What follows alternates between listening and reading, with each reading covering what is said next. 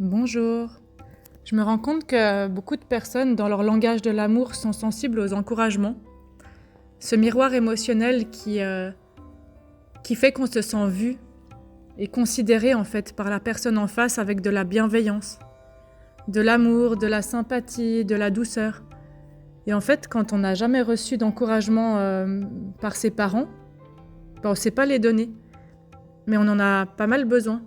Et en fait, ce podcast, c'est pour vous inviter à vous demander est-ce que je fais partie des personnes qui a besoin d'encouragement mais qui n'arrivent pas à le recevoir, ou à le demander, ou à le recevoir quand je le reçois, tout simplement à le laisser rentrer dans mon cœur. Est-ce que je fais partie des personnes qui n'arrivent pas à encourager les autres, peut-être mes enfants, mon partenaire, ma partenaire? Et si c'est le cas, est-ce que je pourrais essayer? Je vais vous donner à la fin de cette vidéo plein d'exemples de phrases que vous pouvez dire pour encourager.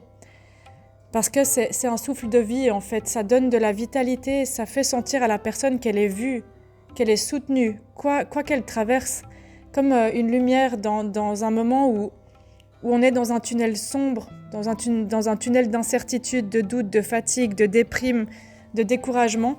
Quand une personne croit en nous, même un petit peu, ou qu'elle nous prête la foi, ça peut réveiller sa propre force intérieure en fait. On a besoin, et ils sont doux et bons, ces encouragements pour nous aider à croire en nous, surtout dans les moments sombres où on n'y arrive plus par soi-même, pour surmonter les obstacles avec plus de courage. Ça offre de la foi et du courage, de la persévérance. Ça nous aide aussi à oser avancer, même si on a peur d'échouer. Parce que des fois, le système nerveux, il se met dans le freeze. Il est figé et il n'ose plus et il n'arrive plus seul. Et ça nous sert aussi à se sentir vu, reconnu. Parce que c'est un besoin humain fondamental, le lien humain. Du coup, quand on reçoit un encouragement sincère, c'est un câlin pour le cœur.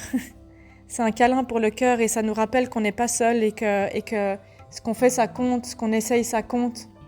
Même dans les moments difficiles.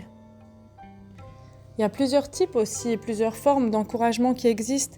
Et puis, chaque personne a ses langages, donc selon l'un ou l'autre, ça va avoir un effet apaisant ou stimulant selon les moments, selon la personne. Et pour quelqu'un qui ne peut pas être touché, par exemple, un encouragement verbal, ça fonctionnera peut-être mieux. Donc on a les encouragements verbaux, des phrases comme « tu peux y arriver, tu peux le faire, je suis fière de toi, tu fais de ton mieux, c'est déjà super ». On a juste l'écoute active et bienveillante. Des fois, écouter une personne sans la juger, juste dans la présence, sans vouloir faire quelque chose à sa place, sans vouloir réparer, sans vouloir lui donner une solution, c'est déjà une forme d'encouragement puissante, lui offrir sa présence.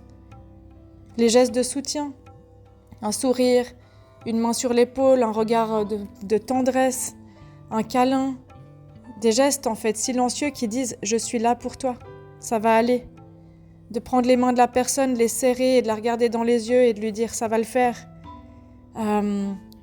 Les rappels de qualité de la personne ou de ses forces ou de ses compétences, comme « t'es tellement courageux » ou « t'as déjà traversé tellement de choses, tu vas continuer ». Et puis, il y a l'attitude qu'on prend aussi. Donc, montrer par sa propre attitude à soi que c'est possible de continuer, de montrer à la personne qu'on a confiance pour elle, ça peut être vraiment aidant. Vraiment. Un encouragement sincère, il ne va pas pousser la personne dans ses retranchements. Il ne va pas la forcer et lui mettre la pression, il va accompagner avec de la présence là où la personne elle se situe, en lui montrant là où elle peut aller avec de la douceur, avec de l'empathie. Donc ce qui peut vous aider là-dedans pour apprendre à donner ça, c'est d'écouter avant de parler. Écouter où la personne elle se situe vraiment. Si on prend le temps de comprendre ce que vit l'autre, ça permet d'adapter les mots, de choisir ses mots avec plus de soin à ses besoins. Vous pouvez parler avec le cœur, pas avec des exigences. Si je balance des phrases comme « t'as qu'à bouger »,« t'as qu'à faire plus de sport », ça fonctionne pas. On peut préférer « je sais que c'est difficile, mais je crois en toi. Tu peux y arriver, tu peux le faire. C'est possible. Prends ton temps. Ça fonctionne mieux, c'est plus doux à l'oreille. » On peut aussi valider les émotions, de dire « je comprends que tu sois fragilisé en ce moment. Et d'avancer, prends ton temps. Et évitez de minimiser la douleur de la personne parce que vous n'êtes pas dans son corps, vous n'êtes pas dans son émotion. Et même si pour vous, ça paraît pas réaliste, la personne, elle traverse ce qu'elle est en train de traverser. Du coup, utilisez des mots doux, réalistes. T'as pas besoin d'être parfait, parfaite. Tu peux essayer petit à petit. Fais du mieux que tu peux, t'es pas seul. Juste offrir votre présence, c'est déjà le cadeau. Vous pouvez aussi dire, je sais pas quoi te dire pour te soutenir, mais je suis là avec toi. Juste la présence, c'est déjà l'encouragement le plus profond qui existe. C'est semer une petite graine d'espoir dans le cœur de quelqu'un. Et cette graine, elle peut pousser bien plus loin qu'on l'imagine. Et du coup, l'idée, c'est de vous faire une collection de phrases d'encouragement au début, puis vous y essayez. Et inonder vos relations de ça, vous allez voir ce que ça crée, en fait. Ce que ça crée. C'est très, très beau. Quand une personne, elle doute, vous pouvez lui dire t'as plus de force que tu le crois. T'as pas besoin d'être parfait pour mériter d'avancer. T'as pas besoin d'être parfaite pour être aimée. C'est pas grave si t'avances lentement. L'important, c'est d'y aller un pas après l'autre. Ou t'as le droit d'essayer, d'échouer, de rater, de réessayer. Et quand la personne se sent triste ou fatiguée ou épuisée, vous pouvez lui dire c'est ok de pas aller bien. T'as rien à prouver. C'est ok d'avoir tes émotions. Elles te traversent. Ou prends le temps de souffler, prends ton temps, tu mérites de te reposer. Ta peine, elle est réelle, elle mérite d'être écoutée. Ou je comprends que tu sois triste. Et des petites phrases rassurantes, encourageantes comme ça, pour motiver aussi et redonner de la confiance à la personne. Vous pouvez lui dire « je crois en toi », même quand toi, tu as du mal à y croire.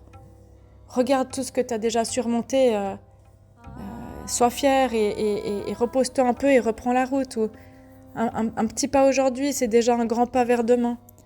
Bien, tu es en train de construire quelque chose, regarde toutes les belles choses que tu fais, pas ce qui n'est pas là. Et regarde tout ce que tu fais, même si tu ne le vois pas encore. Ou de lui dire, regarde, t'apprends déjà à te reposer, c'est ça peut-être le plus grand pas.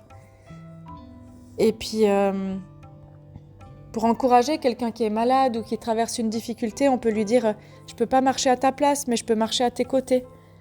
Et je suis là, t'es pas seul, t'as le droit de prendre ton temps, t'as le droit d'avoir mal, c'est ok. Et tu n'es pas la douleur, t'as le droit d'être aimé, même quand t'as mal, même quand ça va pas. Je vois tes efforts, même s'ils sont invisibles aux yeux des autres. Et vous pouvez apprendre à vous donner en fait des encouragements aussi à vous-même, de vous dire je suis une œuvre en cours, je suis pas une erreur, je suis une œuvre d'art, je suis un diamant en train d'être poli, je mérite de me parler avec de la tendresse, ou je me donne le droit d'être humain, humaine, d'avoir des émotions. Vous pouvez créer des petits carnets d'encouragement et apprendre surtout à les donner à vos enfants, à vos amis, aux personnes qui traversent du stress, qui traversent du doute, de la peur, de la solitude. Et vous allez voir des fois ce petit mot, ce petit geste inconditionnel que l'autre n'a pas demandé, ça fait toute la différence. Et des fois on ne pense pas à quel point ça peut avoir du poids, du pouvoir. Et c'est pour ça que je vous en parle, parce qu'on n'y pense pas toujours, mais c'est très très important. C'est très important dans nos vies, ce lien, cet amour, et on peut se l'offrir tous les jours. Voilà, alors offrez-le à vous-même et offrez-le à vos gens qui vous entourent, que vous aimez. Et peut-être partagez ce podcast si ça peut donner le message à quelqu'un. Et prenez soin de vous. Moi, je vous dis merci beaucoup pour votre écoute et à tout bientôt.